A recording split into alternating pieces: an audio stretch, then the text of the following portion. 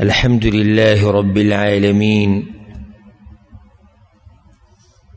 والصلاة والسلام على أشرف الأنبياء والمرسلين نبينا محمد وعلى آله وصحبه أجمعين. أما بعد، لكتاب مشكاة المصابيح لدرسون دا سلسلة دا الله بتوفيق او دا غب رحم او کرم سر روانه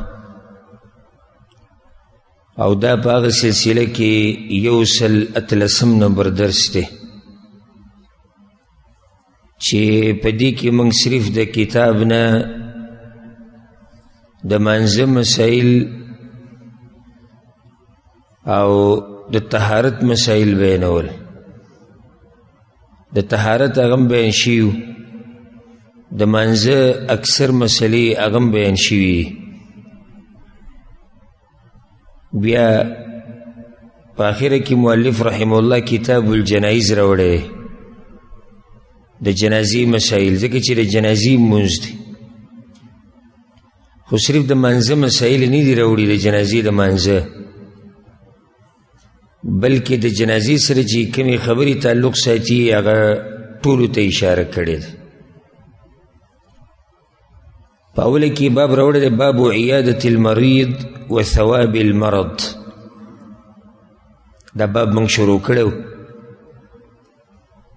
باب دے پا بیان د بیمار پرسی کی او دغشان د بیماری ثواب کہ اسڑے دا سوالو کی چې مسلې د جنازې بیانېږي او په اوله کې د بیمار پرسۍ مسایل راوړو. د بیمار تپوس به په څه طریقه باندې کې، په څه طریقه به ورځي، څه به ورته وې، څه به نه وې، او دغه شان په بیمارۍ باندې صبر کول. ولې دا مسلې دلته راوړي؟ نو جواب دا دی، دا خبر مونږ ذکر کړی وه چې ډېر داسې کېږي چې کله سړی مړ کېږي نو په هغه باندې بیماري راشي. داسې ډېر شوي دي چې سړی مړ کېږي نو په هغه باندې اول بیماري راشي. نو ځکه په منځ کې دا مسله م راوړه. مونږ یو څو حدیثونه په دې باب کې بیان کړي. د دې مسلې اهمیت بیان شوی و چې د بیمار تپوس کولو باندې الله څومره اجر ورکوي. بیا دا مسله تفصیلا بیان شوی وه چې په بیمار باندې دم په څه طریقه اچول پکار دي او شرعي دم کم یو دی، او دې باب کې چې کومې دعاګانې او اذکار د پیغمبر صلی الله علیه وسلم نه رانقل دي هغه هم ذکر کړي وو. تفصیلي په دې باندې خبره شوې وه. اخرنی حدیث دا بیان شوی یا د اخرنی نه مخکې د عبدالله ابن عباس چې پیغمبر صلی الله علیه وسلم به حسن و حسین رضی الله عنهما دمول، په هغو به یې دم اچو. په دې کلماتو سره اعیذکما بکلمات الله التامه من کل شیطان وهامه ومن کل عین لامه.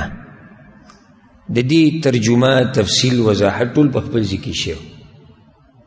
آخرنی حدیث بیا دا بیان شوی دا ابو هریره رضی الله عنه، پیغمبر صلی الله علیه وسلم وی من یرید الله به خیرا یصب من یا یصب من. الله چې د چا دپاره د خیر او د ښېګړې اراده وکړي نو په ده باندې تکلیفونه راولي. د حدیث دلته دې دپاره راوړی دی چې ای مسلمانه صبر به کوې که چېرته بیمار شوې، او دا د الله اراده ده د ښېګړې تا سره چې پتا باندې تکلیف راوستو او پتا باندې بیماری راوسته، نو په دې به صبر کې، په دې کې به بې صبري نه کې. په هغې پسې ګوره دې حدیث ته، او دا اولنی حدیث ته په دې درس کې وعنه وعن ابي سعید رضی الله عنهما. دا حدیث ته ابو سعید نم نقل دی او د ابو هریره نم نقل دی، دواړو نه نقل دی. دوی دواړه وایي چې پیغمبر صلی الله علیه وسلم دا خبره کړې ده. دا ډېر د خوشحالي حدیث دی. ما يصيب المسلم من نصب ولا وصب ولا هم ولا حزن یا ولا حزن ولا اذى ولا غم. مسلمان ته که چېرته ستړیوالی ورسي، ستړی شي، یا ورته څه بیماري ورسي، بیمار شي، یا په فکر کې پریوزي، ولا هم، یا په خفګان راشي، ولا اذن، یا ورته څه تکلیف ورسي، هر قسم تکلیف شي، ولا غم، یا په غم کې پریوزي، بغیر د څه وجې نه کله نه کله انسان هسې داسې غم کې پریوزي. حتی الشوک یشاکها، تر دې چې یو غنه، معمولي وړه غنه د یو مسلمان په خپه کې لاړې شي یا د بدن په حصه کې ولګي، الا کفر الله بها من خطایا، الله د دغې د لاسه د هغه ګناه ریجوي. د حدیث په صحیح بخاري صحیح مسلم کې دی. ستړیوالی، غم، بیماری، فکر، سوچ، خفګان، غم، تر دې چې یوه غنه دله تکلیف درکړي، په دې م الله ستا ګناه ریجوي. دا څومره د خوشحالي حدیث دی موږ ټولو دپاره. دا بعض په دې غمونو کې او په غریبۍ کې بې صبري کوي، او کله والعیاذ بالله تقدیر ته کنځلې کوي، او کله به وایي زموږ تندی سپیره دی، او کله به وایي چې د غریبۍ د مخ ورک شي، او غریبۍ ته به کله کنځلې کوي، او کله بیماریانو ته کنځلې کوي. دا د مسلمان شان نه دی. تا باندې چې ضرب برابر تکلیف راځي که نه، الله دله په دې اجر درکوي او ګناه ده نه ریجوي. ګوره دې حدیث کې دا دی نصب، ستړیوالی، ته چې راستړی شي که نه، الله تعالی به دې اجر درکوي. دا پرېږده بیماري غټه او غټې مسلې، هغه سیټ ته کې غټې مسلې، دا ته چې صرف ستړی شي مسلمانه، الله تعالی به دې اجر درکوي. صرف چې ستړی شي الله تعالی به دې اجر درکوي. ښه بیماری چې د باندې راشي، که هغه معمولی بیماری، صرف د سر دړي، الله تعالی به دې اجر درکوي. فکر کې چې کله پرېوځي د یوې خبرې سوچ د سره ډېر شي، لکه اوس تاته یو مسله راپېښه شوه او دغه مسلې د حل دپاره سوچ کې، دا ته چې سوچ او فکر وړی، په دې دله به الله اجر درکوي. هر غم چې د باندې راځي الله تعالی به یې کې اجر درکوي. معمولی په لاره باندې رواني او کاڼي سره د خپه ولګېده، یا خپه کې د غنه لاړه، یا څه شیله په ډغره ورلې، یا خپه دې وښویده، په دې هر څه دله الله اجر درکوي، ګناه ده نه ریجوي. څومره کریم رب دی او څومره عظیم رب دی. او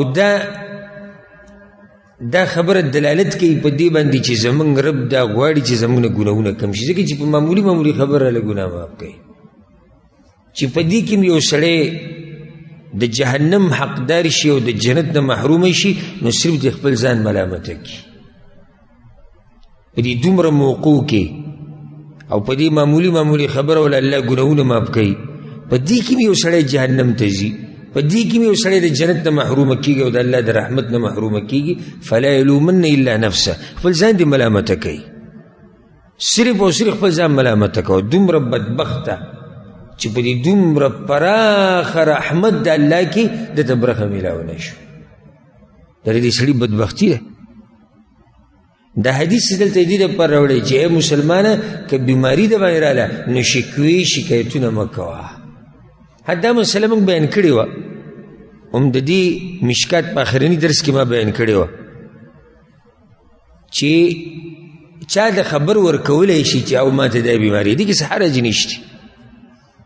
لکه عثمان بن ابي العاص د پیغمبر صلی الله علیه وسلم خواله راغلی وی د بدن په دې پلاني زمې یا رسول الله درد دي، او داسې قسمه خبر ورکولی شي، خو شکوې شکایتونه به نه کوي. شکوې چې یو سړی د الله نه د خفګان خبرې کوي او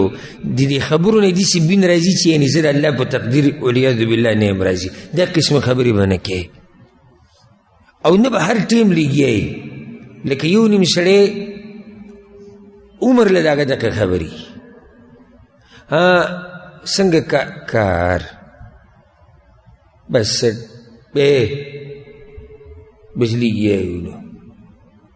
څنګه کلی کې کور مور دی برابر کور وړه ونتې کوټه ده، ته څنګه بس ساکته ورځي. او سبحان الله دا سړی الله یې دقې شان ساتي. د دې سره به ښه ډېر مالي دی او بیا هم سپېره ګرځي. په لږه باندې شکر ادا کوه الله دله ډېر څه درکوي. چې څوک د نم تپوس وکړي چې مزدوري څنګه ده کار څنګه دی الحمدلله د الله وایي ډېر نعمتونه دي دا ډېر پکې سم راکاږه دغه شان د الله ډېر نعمتونه دي. دا چې ته شروع کار مړوې او د قرضې او بیماریانې او تکلیفونه او دردونه او غمونه او مسافري یو دغه وتړي پوره لیست وتړي. هر چا ته مشکل شته. دنیا دا د راحتي ځای نه دی چې دلته به یو سړی په سکون ژوند تېری همیشه. دنیا کې چې اوسېږي یو څو خبره به باندې لازم راځي. د یادې که دا خبرې بیماري روغ صحت کله به روغي کله به بیماري یو کېده جدا کېده د چا سره به یو کېږي د چا نه به بیړېږي. دا لازم د دنیا سره ژوند سره تړلی شي خبرې نږدې نږدې خپلوانو نه به دي هغوی سره به د بېلتون راځي یا به د نه مړه شي دنیا نه به لاړ شي. لازم به د باندې په دنیا کې چې خوشحالي م راځي او غم به م راځي راحت به مي سخته به مي. دا خبرې د ژوند سره تړلی شوي خبرې. او که څوک وایي چې زه بغیر د سختي نه بغیر د بیمارۍ نه بغیر د بېلتون نه بغیر د خفګان نه بغیر د غم نه بغیر د درد نه ژوند غواړم دا سړی لیونی دی. زه د لیکل در کوم کېدی نه شي دا خبرې. هر چا ته ژوند کې مشکلات څه نه څه شي. ها د چا هغه ډېر دي چا لږ دي خو هر حال کې الحمدلله وایه په هر حال کې الحمدلله وایه. پیغمبر صلی الله علیه وسلم حدیث کې څه وایي موږ څو څو پیرې بیان کړی چې یو سړي باندې سحر په داسې حال کې شي چې دی په امن کې وکېږي چې دی په څه کې په امن کې بدن یې روغي او د ده سره د هغه ورځې ریزه کې صرف د هغه ورځې موږ سره د کلونو پروت دی که نه صرف د هغه ورځې یو سړی دی سحر راپاڅېدو روغ دی امن دی او د ورځې رزق دی. پیغمبر وایي الله ورته د دنیا را جمع کړې ده وایي بدن روغ امن او د ورځې رزق الله ورته دنیا را جمع کړې ده. نو مه کوئ د شکوي شکایتونه. ها الله ته یې کوه خپل غم دړه الله ته اوره که نه انما اشکو بثي و حزني الى الله. یعقوب علیه السلام ویلو زه خپل غم الله ته اوره هر راز کې ساته مخلوق ته مه بیانوه الا دا که ضرورت راشي. یو ځکه لکه اوس دغه صحابي د پیغمبر صلی الله علیه وسلم خوا راغی یا رسول الله چې یعنې دم را باندې واچوه یا ډاکټر له ولې یا یو چا درنه تپوس وکړي لکه پرون نه وي یا بل اوس نه یاره بس لږ بیمار شوی و سړی داسې خبر ورکوي دا جدا ما خبر ورکول جدا مسله ده او پریادونه او شکوي شکایتونه کول دا جدا خبره ده. نو پریاد صرف چا ته کوه الله ته کوه. دا راته یو تجربه ذکر کړمه د آدم دی بچو ته چې پریادونه ډېر کړو ګوره بیا به ورته هم سپک شي. دا زما یو تجربه هم ده واضحه خبره ده. دې انسانانو ته چې کله پریادونه ډېر کړو نو سپک به هم شي ورته او داسې به کې شتي چې هغه به خوشحاله شي ستا په دې پریادونو باندې. داسې به کې شتي چې ستا په دې تکلیف باندې خوشحالېږي ستا په دې دړ او غم باندې خوشحالېږي. ژوند ښایسته ژوند تېروه چې څوک دنم تپوس وکړي الحمدلله. او دا دروغ نه دی چې الحمدلله یعنې یو سړی ماته وایي ته ماته څه وایي زه په دروغ الحمدلله نه الحمدلله په هر حال کې الحمدلله. دا دروغ خو نه دي هر حال کې د الله شکر دی.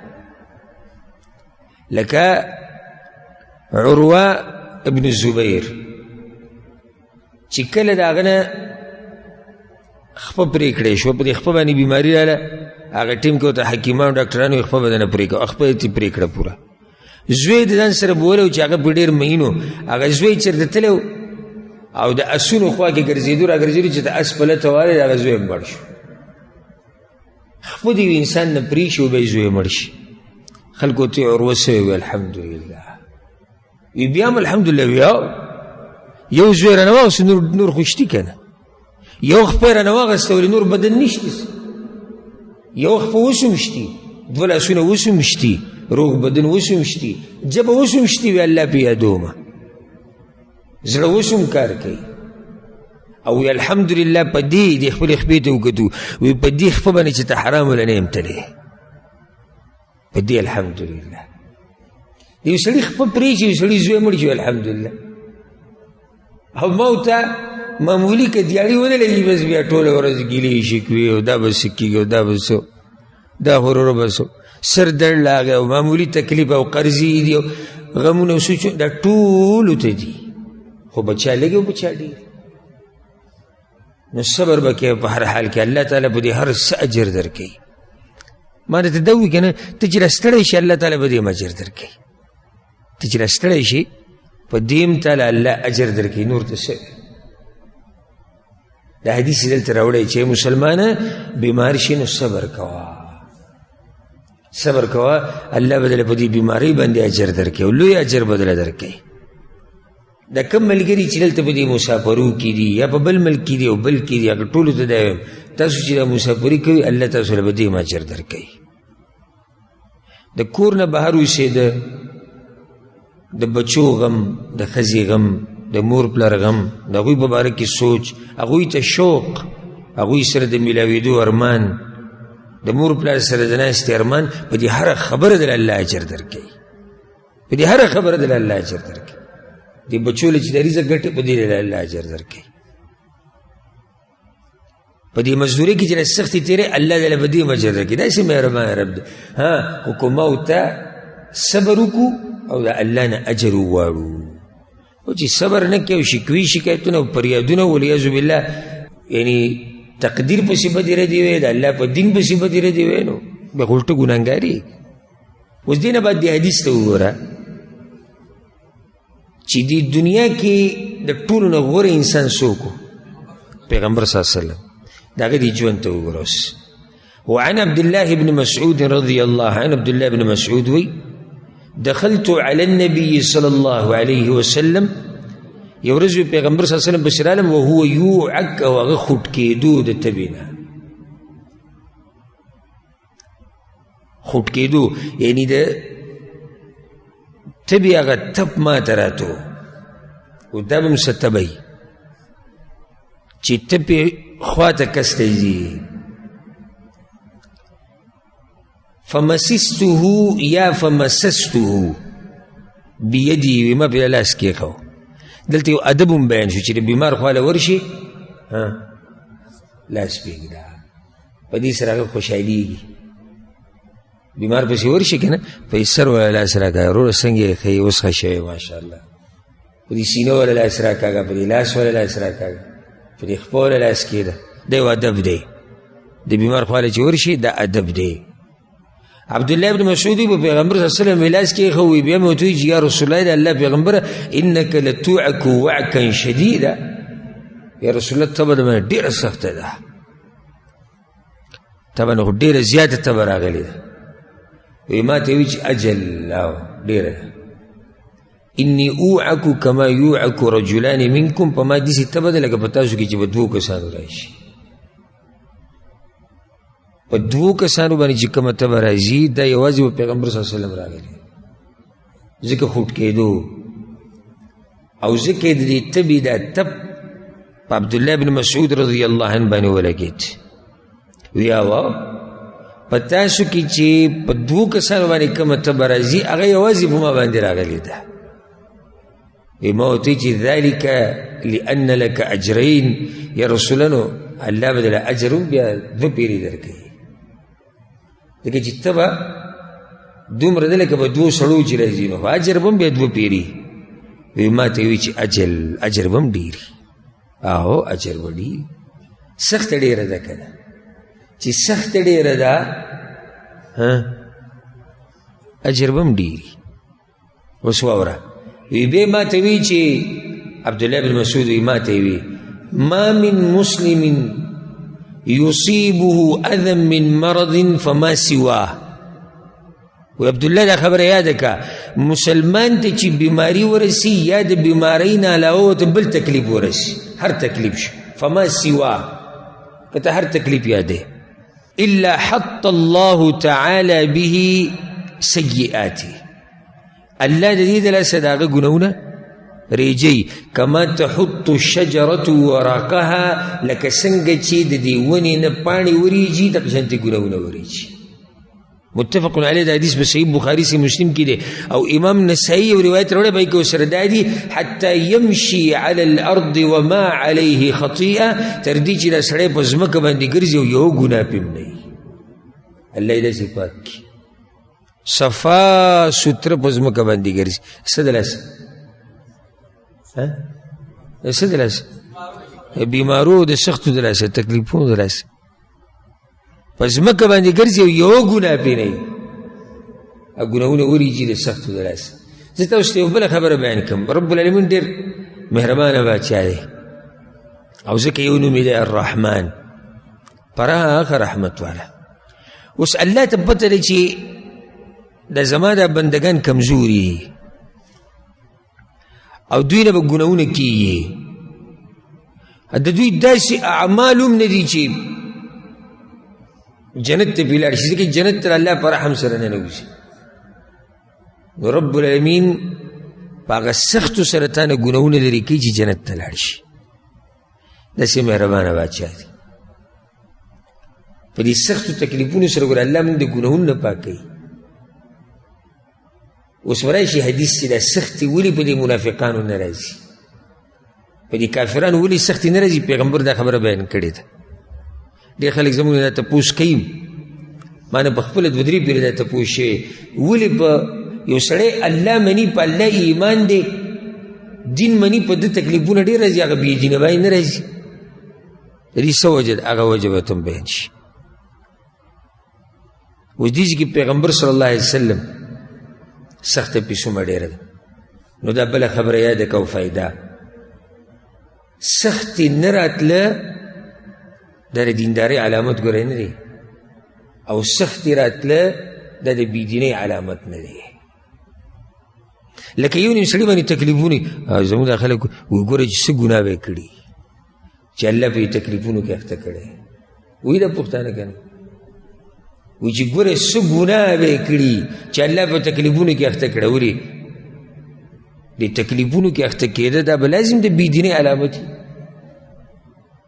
په دیندار سړي باندې هم راځي حدیث کې راځي پیغمبر صلی الله علیه وسلم وایي د ټولو نه زیاتې سختې اشد الناس بلاء د ټولو نه زیاتې سختې به پیغمبرانو راځي بیا چې څوک د هغوی په لارې بیا چې څوک د هغوی په لارې ورسي په کته راځه چې څومره کمزوری کېږي په د سخته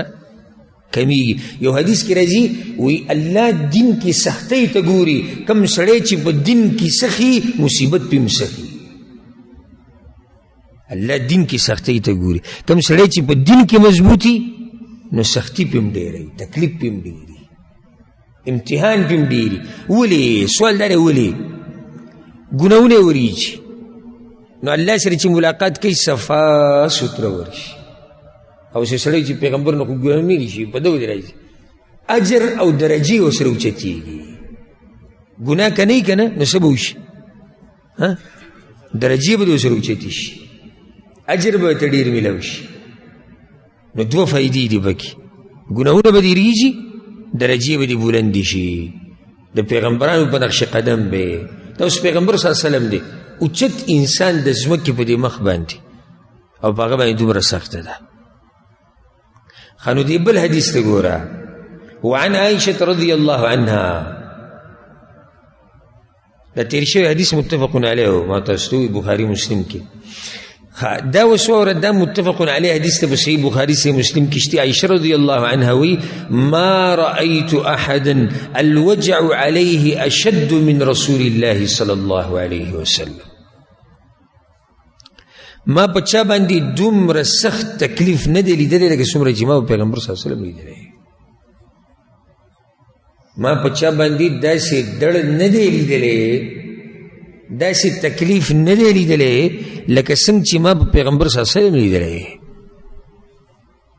دا حدیث ولې دلته راوړو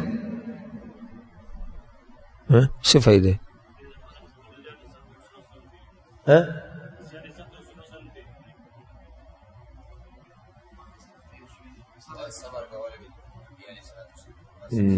بارک الله فیکم. ټولو دا جواب صحیح دی. حاصل د جواب دا دی چې مسلمانه دا ستا د پیغمبر حال بی وی چې پاګه چې څومره سخته تېرې شوې دومره ما په چا نه دی لیدلي، نو بیا ته ولې په سختو کې داسې حوصله بیلې؟ حوصله به بیله ستا د زړه سر او زمونږ د سرونو تاج او زمونږ امام اعظم محمد صلی الله علیه وسلم په هغه باندې هم سختې تېرې شوي دي. نو دا واوره که بل حدیث واوره دا په صحیح بخاري کې دی. وعنها رضی الله عنها، عائشه رضی الله عنها وی مات النبي صلی الله علیه وسلم بین حاقنتی و ذاقنتی. پیغمبر صلی الله علیه وسلم زما د خیټې او د زن په منځ کې مړ شوی دی. حاقنه یو تعریف یې دا دی چې د خیټې د اخري حصې ته وایي، او ذاقنه د مرۍ کې چې کوم ځای راوتی دې ته وایي. چا ویلي دي نه، وی حاقنه د سینې په د اوله کې چې د ډوغل غونته کې دیزي ته وایي، او ذاقینه زن ته وایي. مطلب د هغې د خبرې څه دی؟ مطلب یې دا دی چې پیغمبر صلی الله علیه وسلم چې وفات کېدو نو زما سینې ته یې ډډه لګولې وه. دی مطلب شو. سر مبارک د پیغمبر صلی الله علیه وسلم د عایشې رضی الله عنها په سینه باندې پروت، او ځکه حدیث کې راځي هغې به دا خبره یادوله، وی الله چې کم نعمتونه په ما باندې کړي دي او کم احسانات، نو به کې یو دا دی چې پیغمبر صلی الله علیه وسلم زما په کور کې وفات شوی دی، زما په ورځ کې وفات شوی دی، او زما په سینه باندې سرو وفات شوی دی. مات النبي صلی الله علیه وسلم، پیغمبر صلی الله علیه وسلم وفات شوی دی. ځینې یو مسله راووت څه وفات شوی دی، مړ شوی دی، دنیا نه تللی دی. ها برزخ کې ژوندی دی، هغه برزخي ژوند دی، خو د دنیا ژوند چې دی هغه ختم شوی. دا د عایشه رضی الله عنها مقام دی. ګورې هسې د روافظ شیعګان او د صحابو دشمنان چې کله په دې پاکه زنانه باندې بهتانونه لګوي د پیغمبر صلی الله علیه وسلم، هسې تاسو دا وایي چې یو زنانه پاکه نه وي، الله غیر دا مقام ورکی چې پیغمبر دی د پیغمبر د ساوتو په وخت کې د هغې په سینه باندې سر پروت وي. دا کېدی شي؟ نشي کېدی. پوه شه چې دا زنانه څوک ده، پوه شه چې د اوچت مقام والا ده چې الله ورته دا ورځ نصیب کړه چې د ځمکې په دماغ غوره انسان، د ملایکو نه غوره انسان، بلکې د پیغمبرانو سردار هغه د هغې په کور کې، د هغې په ورځ کې، د هغې په سینې سر پروت وي او وفات کېږي. دا به نو څوک یې کوي؟ مقصد څه دی؟ دا وایي ګوره فلا اکره شدة الموت لأحد ابدا بعد النبي صلی الله علیه وسلم. د پیغمبر صلی الله علیه وسلم د وفات نه وروستو زه اوس د چا دپاره د مرګ سخته بده نه ګڼم. امام بخاري دا حدیث راوړی. د دې څه مطلب دی؟ ګوره مطلب یې دا دی د عایشې رضی الله عنها ذهن مخکې دا و چې دا مرګ به په هغه چا باندې ډېر سخي چې کم سړی ګناهګار وي. دا د هغې ذهن و، سوچ یې داسې و. لکه دا اوس هم د عوامو کې داسې اکسیس دا سوچ دی چې به چا مرګ ډېر سخي نو دا سړی به صحیح دی به ګناهګار. او اکثر د عوام خبرې کوي یاره وایي ډېر سخت ځن کدنې و چې ته لویه دشمني وي د الله سره کړې وه. خو د عایشه رضی الله عنها ذهن کې دا خبره وه، هغې بیا په خپلو سترګو د پیغمبر صلی الله علیه وسلم د ځنکدن سخته ولیده. یو حدیث کې داسې هم راځي وایي کومه سخته چې ما به پیغمبر لیدلې وه په هغه وخت کې هغه نه په چا راغلې ده او نه په چا راشي. خوا کې ورسره یو لوښی پروت و د اوبو، او یو ټوکی په دې مخ باندې اچولی پیغمبر صلی الله علیه وسلم په هغه اوبو کې به یې لاس و به په دې مخ راښکودو دا به یې وي لا اله الا الله ان للموت سکرات یقینا د مرګ لویه سخته ده پیغمبر صلی الله علیه وسلم لویه سخته وه په هغه باندې بې انتها سخته په پیغمبر صلی الله علیه وسلم باندې تېره شوې ده چې کله دې ساه وتو او دا دې ته ووایم نصیحت د زړه نه چې دا سخته موت تاته پرته ده دا ګورې موږ ټولو باندې به دا ورځ راځي په ټولو باندې به دا ورځ راځي موږ ټول نه به دا ساه وځي چېرته دې ته سوچ کړی دی چې په څه طریقه به وځي دا ساه چې په بدن کې دومره وخت تېر کړي د دې وطن بیا ګرانې که نه نو دا هغه سخته ورځ موږ ته پرته ده وجاءت سکرة الموت بالحق ذلك ما كنت منه تحید الله وی راغی د مرګ هغه زنکدن د هغه ورځ وایي چې ته دې تښتېدې او پټېدې چې نو دا زنکدن دا سخته ده او موږ ټولو باندې راشي او درانه درانه خلک د ټولو نه مخکې پیغمبر صلی الله علیه وسلم په هغو باندې دا سخته راغلې ده موته باندې به هم راشي د سوچ خبره دا چې آخره خاتمه به زموږ څنګه کېږي په ایمان سره به کېږي د پیغمبر په تابعدارۍ باندې به یو که نه به یو توحید په عقیده باندې به یو که نه به یو چېرته ګناه کې به اخته یو ساه به وځي که نه په عبادت کې به اخته یو ساه به رانه وځي اکسیډنټ به کېږي که څوک به م وژني که څه چل به کېږي په ټولې سوچ خبرې دي یو سړی چې دې سره سوچ نه هغه دا پروا هم نه مرګ ایسې هم راځي که په مزدورۍ کې راغی او که چا مړه کړو او که چا اکسیډنټ وشو او که دغه ویسې هم مرګ راشي ده ته پته نشته دی سوچ یې دې ته نه کړی چې دا مرګ څه ته وایي مرګ ګوره یوازې دې ته نه وایي چې د بدن نه روح ووتو دې ته مرګ نه وایي یوازې که صرف دا وایي نو بیا خو خبره ډېره مزېداره وه که صرف دا وایي نو خبره څه وه مزیدار و که نه وه بیا خو به ډېرو خلکو د مرګ ارمان کولی خو خبره دا ده چې د بدن نه روح وځي او بیا به یې د الله سره ملاقات کېږي د دې سره خبره ګرانه ده د دې ټکي سره خبره ګرانه ده بله مسله د حدیث نه دا راووته چې مؤمن دپاره سخت زنکدن کې هم خیر دی څنګه اوس ګورې یو سړی مري آخري وخت کې الله پې سم تکلیف راوستو نو ګناهونه خو کړي دي هر چا ګناهونه پاک خو پیغمبران دي نو الله پې را سخته دې دپاره راولي چې د دې را روانو سختو نه بچ شي ها پیغمبر باندې بیا ولې سخته راغله الله وله مقام اوچته منګه شخصي داسې نیکان خلک پیژنو چې په هغو باندې د مرګ سمه سخته تېره شوې ده او ما په خپله یو ملګری ډېره مخکینۍ خبره ده هغه له ما غسل ورکو نو په هغه باندې د زنکدن لویه سخته ده 2-3 ورځونه وه او بیا دې چې د مازدیګر ټیم کې وفات شوی په سبا له بیا ما لامبو نو ډېره زیاته سخته ده زړه یې چاودلی او په خوله باندې راوتی دا زړه یې چاودلی او په خوله باندې راوتی او دومره تکلیف و چې دا خپې علما کله جدا کولی نو د ډېر تکلیف نه د یوې خپې دا ګټۍ په دې بله خپه کې دننه کړې وه داسې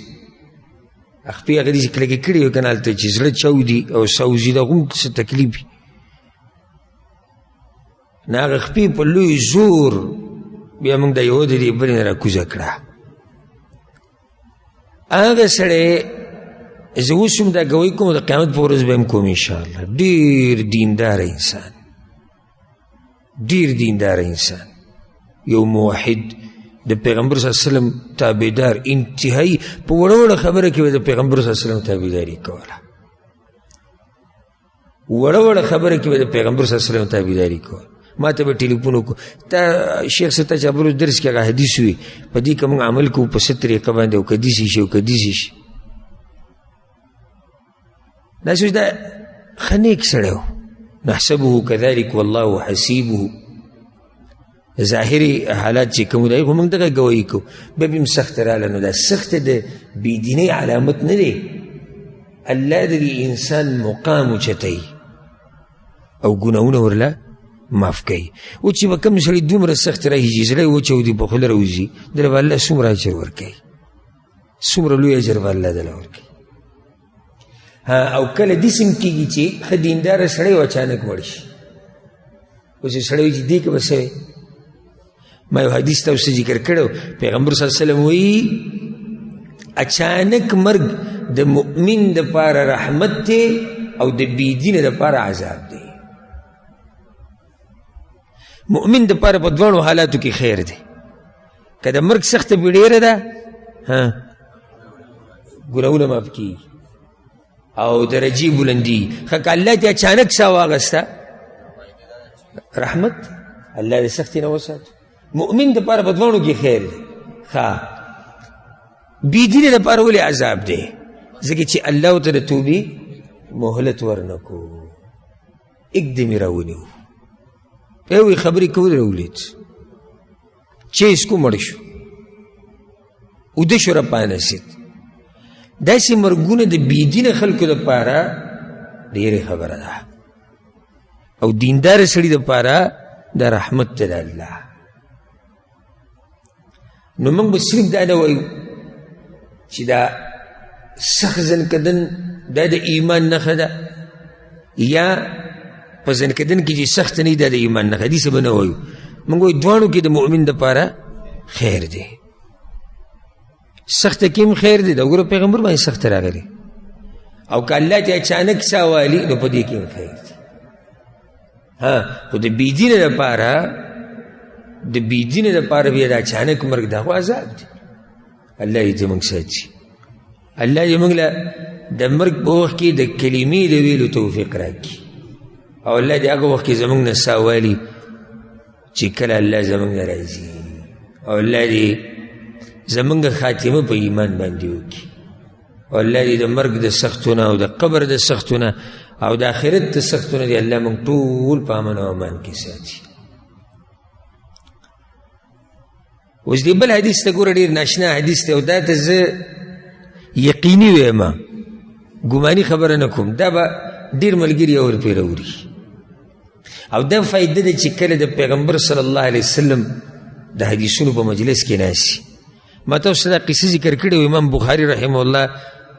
د کتاب شرح چې موږ کوله په کې ما دا فایده ذکر کړې و چې امام بخاري د خپل شاګرد سره ناستو او هغه شاګرد ته حدیثونه نقل کول یې زده کولی دي نو ډېر ناوخته شو نو استاد خو په شاګرد پوهېږي چې دی اوس ستړی شو نو پوه شو پې چې دی اوس ستړی شوی د هغوی داسې نه و چې ګنټه کې به ستړی کېدو یا نیمه ګنټه کې ستاسو دا خیال چې نیمه ګنټه به د امام بخاري نه خبرې اورېدلي بیا ستړی شوی چېرته سم ډېر وخت ناست چې ستړی شو نو امام بخاري ورته بیا ده وویل یو خبره یاده کړه خلک د سرو زرو سره وخت تېروي د سپینو زرو سره تېروي څوک یې د دینار او د درهم سره تېروي څوک په بازارونو کې ګرځي څوک څه کوي څوک څه کوي ما او تا د پیغمبر صلی الله علیه وسلم سره او د صحابه کرامو سره وخت تېروو نو پیغمبر خو وفات شوی صحابه کرام وفات شوي مطلب دا دی چې موږ د هغوی د خبرو سره دا خو تر و تازه خبرې دي نو د هغه جذبه ښه ډېره شو دا خو موږ د صحابه کرامو خبرې اوري دا خو د پیغمبر خبرې دي په دې به څوک تنګ شي چې په داسې ایماني مجالسو کې ناستې که نه نوي نوي خبرې به واوري نوي نوي مسلې الله دې رحم وکړي زموږ په دې ډېرو مولیانو باندې الله دې ورته هدایت وکړي چې د دې قسمه مجالسو نه یې موږ محرومه کړي وو او زموږ عوام ټول عمر تاویلې ماویلې بیان شوي دي ټول عمر د بزرګانو قصې بیان شوي ټول عمر کراماتونه بیان شوي ټول عمر چې دی زموږ مذهب دا دی او د هغوی مذهب دا دی او ستاسو مذهب جدا دی او د سعودي عرب مذهب جدا دی او د پاکستان هغه جدا دی د انډیا هغه جدا دی ټول عمر دا قصې بیان شوي یو خطبه هغه روټینی خطبه او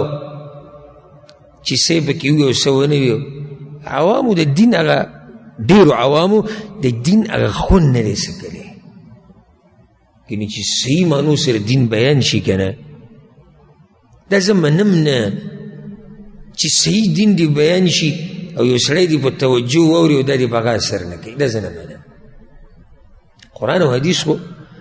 زړه ته کوزېږي او په سړي باندې اثر کوي او دا خوږې خوږې خبرې دا خواږه حدیثونه څومره خوند کوي دې حدیث ته ګوره او دا به ډېر ملګري اورپې راوري کعب بن مالک رضی عنه روایت ته وی قال رسول الله صلی الله علیه وسلم پیغمبر صلی الله علیه وسلم دا خبره کړې ده مثل المؤمن کمثل الخامة من الزرع د مؤمن مثال د کچه فصل پشان دی کچه فصل نه اوله کې چې راوټوکي تازه نری کمزورې د دغه فصل پشان دی مؤمن تفیئها الرياح تصرعها مرة وتعدلها أخرى نو سیلی چې راشي د کچه فصل سره څه کېږي کله یو ځای ته وړي کله بل ځای ته وړي کله راچي کله راوچتوي ته چې تېر شي په پټي باندې نو فصل په ځمکه پروت دی خو کچه فصل دی تازه راختلی لا ولاړ نه دی مضبوط سیلی چې به راشي را پرېوتي لږ سبا چې راشي سیلی دې بل طرف ته راړولی د مؤمن شان دا دی مصیبتونه کله یو طرف ته اړوي کله بل طرف ته څومره خوږ حدیث دی د دې کچه فصل په شان کله به د سیلۍ کله به د باندې سیلۍ د ښۍ طرف ته راوشي هغه ځای ته به دې ویسي کله به د ګس طرف ته راشي د هغه ځای ته به دې ویسي هر ځای نه به د باندې دا حالات راځي یا رسول الله د کوم وخت پورې حتی یأتي اجلو د مرګ نیټه یې راورسي یعنی سختی د کوم وخت پورې مرګ پورې به د امتحانونه احسب الناس ان یترکوا ان یقولوا آمنا وهم لا یفتنون الله وی ولې د خلکو دا ګمان دی چې موږ به دا ووایو چې موږ په الله ایمان راوړی دی زه په امتحانونه نه راولم امتحانونه به لازم راځي کوم وخت پورې حتی یأتي اجل ملک صاحب مخکې دا وایي چې ډېر خلک دا سوال کوي چې په دې منافق او په دې بېدینو ولې سخت نه راځي واوره ومثل المنافق كمثل الأرزة المجذية د منافق مثال د هغې ونې په شان دی چې هغې ته د صنوبر ونه وایي دا ډېره مضبوطه ونه وي ډېره مضبوطه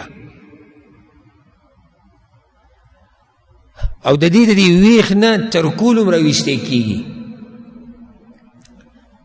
دا ونه مشهوره ده د شام طرف ته چې کوم ملکونه دي او د لبنان په دې ملکونو کې دا شتي دا ونې دا ډېرې مضبوطې ونې بې انتها مضبوطې چې د ویښ نه ترکول راویستی کېږي او بیا د لرګونه خلک لویه فایده اخلي خدی ونی لسی چلے ہوئی منافق دی پشاندے التي لا يصيبها شيء سیلی دیونی تی سنو ہوئی او چی دا غٹ سٹا ولاڑی دی سیلی دی دسو چی غٹ ونی مضبوط ونی سیلی و تسو ہوئی لقیل لقی نا حتی یکون انجعافها مرة واحدة پیغمبر صلی اللہ علیہ وسلم ہوئی چی دا غیر ویستا او پریکول پا یو پیری بس د ویښ نه به راوباسي او غټه مشینري به پسې راوړي او څه آلات به راوړي چې دا ونه ته پرېږدي خو سیلۍ یې نه شي خوځولی متفق علیه دا حدیث په صحیح بخاري صحیح مسلم کې دی خیال هم دی د مؤمن او منافق دې خبرې ته مؤمن د کچه فصل په شان دی یو طرف ته وړي سیلۍ بل طرف ته وړي منافق د دغه مضبوطې ونې په شان دی چې د سره لقینه په د سختي نه راځي هلته خو د سختو سره ګناهونه کمیږي درجې اوچتېږي او دا منافق دی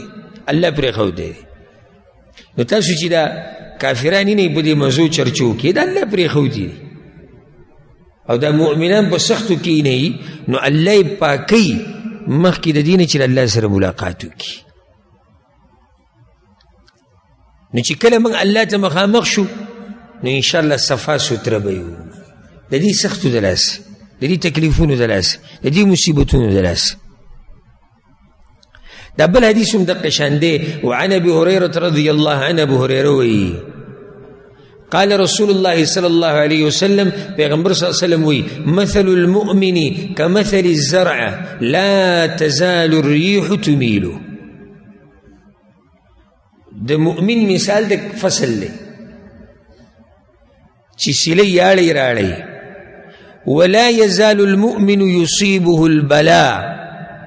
او مسلمان او مؤمن ته همیشه تکلیفونه راشي. دا د پیغمبر خبره. ومثل المنافق كمثل شجرة الأرزة التي لا تهتز حتى تستحصد. او د منافق مثاله که د سنوبر د ونې په شان د هغه مضبوطې ونې په شان چې نه خوځي تر دې چې د جړلې نه ویستی شي خلک یې په یو پیر پرېږدي. متفق علیه دا حدیث هم په صحیح بخاري صحیح مسلم کې. خدای بل حدیث ته ګوره د جابر رضی الله عنه روایت دی په صحیح مسلم کې دی. وی دخل رسول الله صلی الله علیه وسلم علی ام السائب. پیغمبر صلی الله علیه وسلم د یو زنانه بیمار پورسۍ له ورغلی او د هغې نوم ام السائب د کنیتو. د دې نه یوه مسله ثابته شوه چې د یو زنانه عیادت هم کولی شي چې کله پکې د فتنې یره نه او د پردې لحاظ ساتلی کېږي نو تپوس کولی شي هېڅ حرج پکې نشته. لکه اوس یو زنانه ده داسې ووایو چې د تره ښځه ده د ماما ښځه ده د رور ښځه ده ته خو دوی په محارمو کې نه یې که او بیمار شوې تا ته پته ولګي وایي زمونږ تره ښځه بیماره ده او ورغلی تپوس له او تپوس وکړي او دې کې د فتنې یرنې او د شریعت په حدودو کې دننه نو کې څه حرج نشته. پیغمبر صلی الله علیه وسلم تپوس ته ورغی نو په هغې باندې تکلیف دومره ډېر شوی چې رپېده په ام السائب باندې تکلیف دومره ډېر شوی چې هغه رپېده تکلیف نه. پیغمبر صلی الله علیه وسلم ورته ویل ما لکی تزفزفین ام السائب ولې ته خو رپېږي سمه ګړزېږي څه چلې ته راوړي ورته وی چې الحمى لا بارک الله فیها د الله رسوله تبه ده الله دې پکې د سره برکت وانچي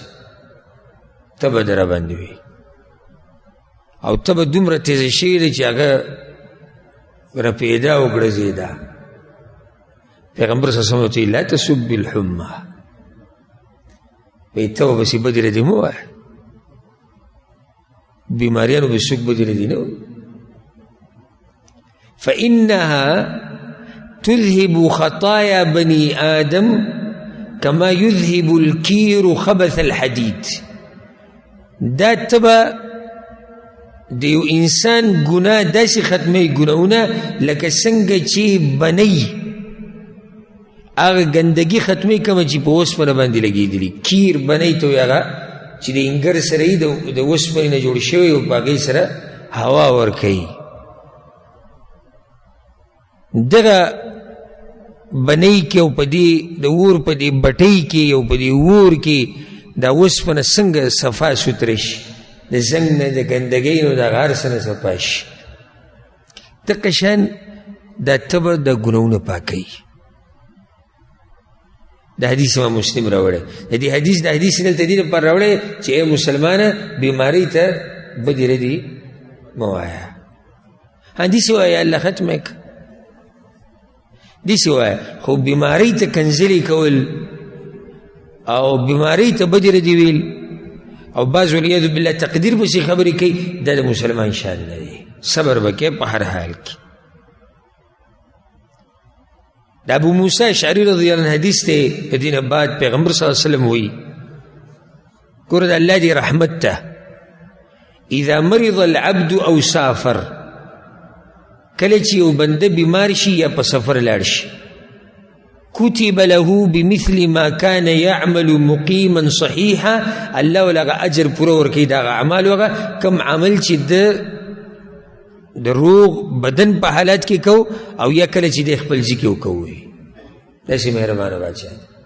لکه یو سړی دی د شپې تهجد به کول او بیمار شو او تهجد یې ونه کړو، ها الله به اجر ورکړي. یو سړی دی د ساق لمونځ به کو، نفلی رکعتونه به کول، په سفر شو سفر کې ورته موقع نه میلاوي، الله به اجر پوره ورکوي. دومره مهربانه بادشاہ دی. تر دې چې یو سړی کمزوری شي او د کله چې به زور کوي ډېر اعمال یې کول، الله له به اجر ورکوي. خو شرط ته به دې هر څه کي. یو سړی ورته خوشحالېږي چې کله زه په سفر یم اجر میلاویږي، چې کله زه بیمار یم اجر میلاوي. شرط پکې دا دی چې تا دا اعمال مخکې کړي. یو سړی دی اکثره تهجد لمونځ نه کوي، بیمار شو او خوشحاله دی، الله به اجر راکوي تهجد لمانځه. نو ته چې روغ وي کړي دي چې اوس خوشحاله وي، نه ما خو نه دي کړي، نو اجر یې څه میلاوي؟ اجر خو هغه چا ته میلاویږي چې مخکې کړي دي. دغه شان چې یو سړی په سفر باندې شي، یو حدیث کې داسې راځي، امام احمد راوړی،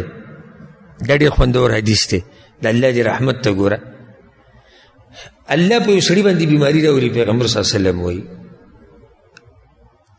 نو هغه اجر د ده لپاره جاري ساتي. دا هغه اعمالو کوم چې به ده کول او صحت یې روغ. بیا مخکې پیغمبر صلی الله علیه وسلم دا د فایدې لپاره ذکر کو،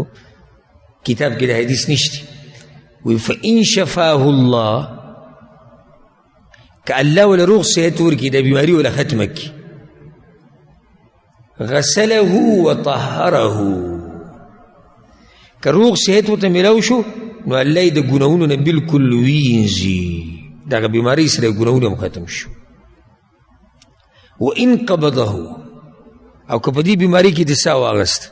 داسې کې یو سړی بیمار شو، بیماري کې مړ شو، بیا ورته موقع میلاو نه شو. وإن قبضه، او که چېرته الله ترې ساه واغسته، غفر له ورحمه،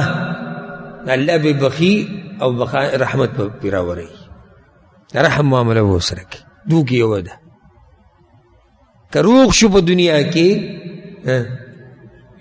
د ګناهونو نه یې ویځو، که مړ شو الله به وبخي، الله به وبخي، الله به رحم. څومره مهربانه رب دی. نو دا حدیث دلته دې دپاره راوړی دی چې زما او ستا امیدونه ډېر شي د الله نه، او بل دا چې په بیمارو کې حوصله ونه بیلو. دې باب کې ډېر زیات حدیثونه دي او انشاءالله روان درسونو کې به پوره کوو، په دې باندې به اکتفا وکړو. الله سبحانه وتعالی دې موږ د هر قسمه تکلیف او امتحان نه لرې ساتي، ځکه چې کمزور یو، او الله سبحانه وتعالی دې موږ د بیمارو نه او د هر قسم ازمیښت نه لرې ساتي، او کم مسلمانان چې بیماران دي الله دې ولې روغ صحت ورکړي، او کم چې وفات شوي رب العالمین دې وبخي. هذا والله أعلم، وصلى الله وسلم على نبينا محمد وعلى آله وصحبه أجمعين.